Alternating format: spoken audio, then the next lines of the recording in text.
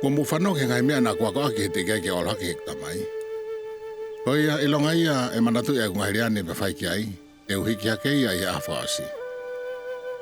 Oua te muofu e ku tala ke te ki motolu ko ose ngai mea motua, e ku hoka e mea katoa pia fo'o. O ko pēka te ki motolu ko whakakakato ai whanau ai ana i tuku ke Mosese. Makai kua wia na ane whaake ai whanau.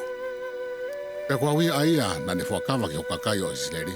Ko ia ko whakakato ia te au ai whanau, he kua hau ke whakakato ai whanau, ko ia ko ngata ia. O ku ikai te whakatanga ngai a ka palawhita.